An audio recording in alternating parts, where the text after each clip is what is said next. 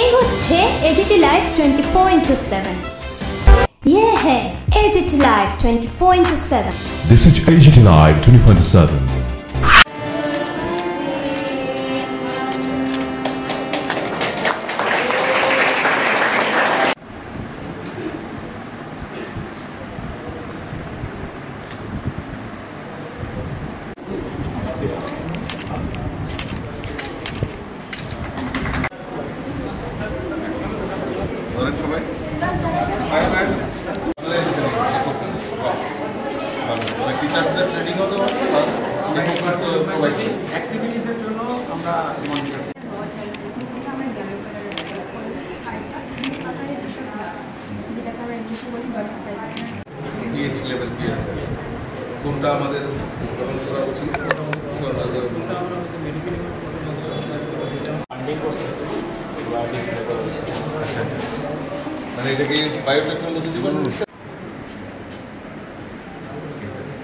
আবির বানাতে পারবে অর্গানিক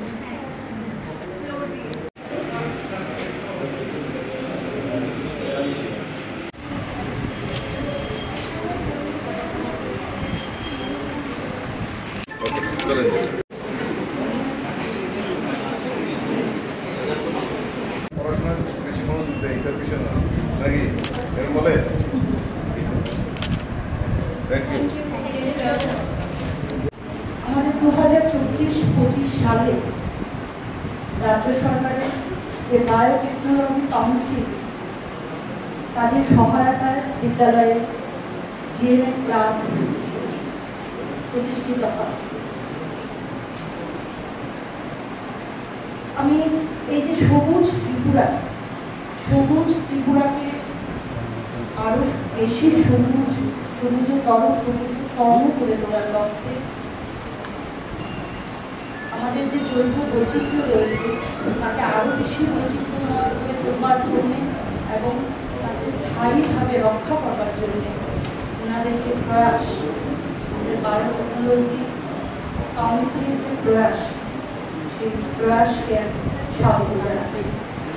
আমি স্বাগত জানাচ্ছি সেই অনাগত সময়, যেই সময় আমাদের ছাত্রছাত্রীরা আমরা সবাই ভাবতে শিখব, যেই সময় আমাদের ভাবতে শেখাবো যে আমাদের সবাই মিলে বাঁচতে হবে। এই যে প্রকৃতি, আমাদের শাস্ত্রে বলা আছে প্রকৃতির কথা, আমাদের বিজ্ঞানে বলা আছে প্রাকৃতিক জগতের কথা। আমাদের উদাসীনতা বলুন, খেয়ালিপনা বলুন, আমাদের কাজকর্মের কারণে আমাদের পরিবেশ দূষিত হচ্ছে, আমাদের জৈব বৈচিত্র্য হারিয়ে যেতে বসেছে।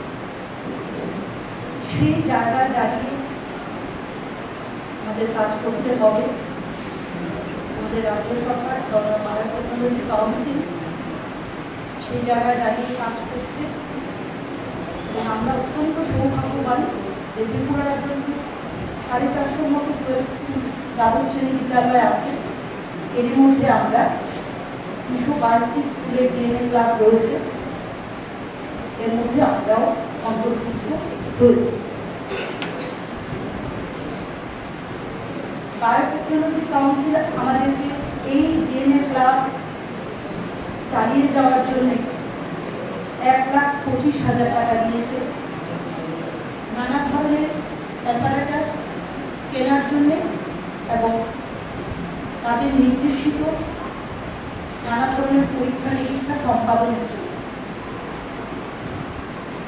সেই সহায়তায় আমরা আজকে এই ডিএনএ ক্লাব উদ্বোধন করলেও কাজকর্ম, এই ক্লাবের কাজকর্ম কিন্তু অনেকদিন আগে থেকেই শুরু হয়ে গেছে।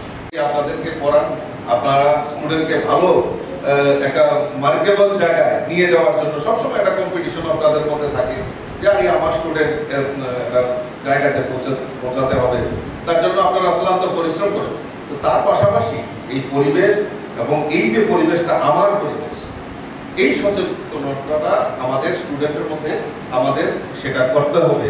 তার জন্য আমি দিদিমণিদের এবং স্যারেরা যারা আছেন, শিক্ষক শিক্ষিকা, আপনাদের কাছে আমার একটা আবেদন রইল যে আপনারা এই জিনিসগুলো যদি বারবার তাদের সামনে উপস্থাপন করেন, তাহলে দেখবেন যে আমাদের যে স্বপ্ন, আমাদের যে পরিকল্পনা, যে আমাদের এই সমাজ, আমরা সুষ্ঠু সমাজ, আমাদের শস্য শ্যামলা যেই আমরা কথাগুলি বলতাম, সেগুলি বাস্তব রূপ নেবে।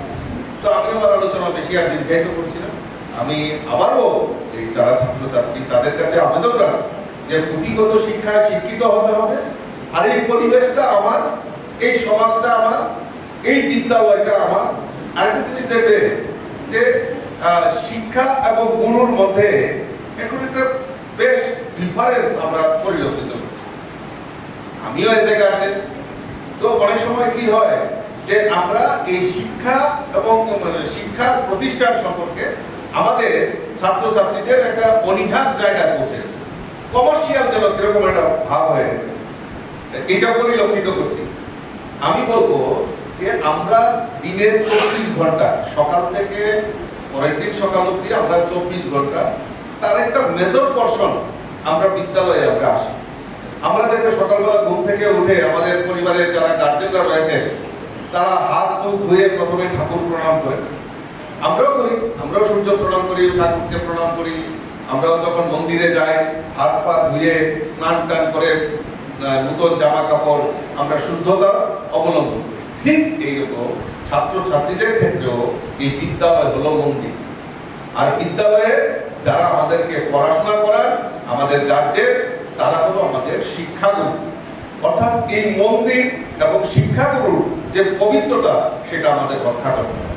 আমি বিদ্যালয়ের সমস্ত টিচার্স এবং যারা রয়েছেন দায়িত্বে, আমি আপনাদেরকে ধন্যবাদ জানাই যে বিদ্যালয়ে আমাকে আমন্ত্রণ করেছেন। আর সবচেয়ে বড় জিনিস যেটা আমি লক্ষ্য করেছি, সেটা হলো পরিষ্কার পরিচ্ছন্নতা আপনারা মেনটেন করেছেন, তার জন্য আমি আপনাদেরকে ধন্যবাদ জানাচ্ছি। তো আমি আমার আলোচনা দীর্ঘায়িত না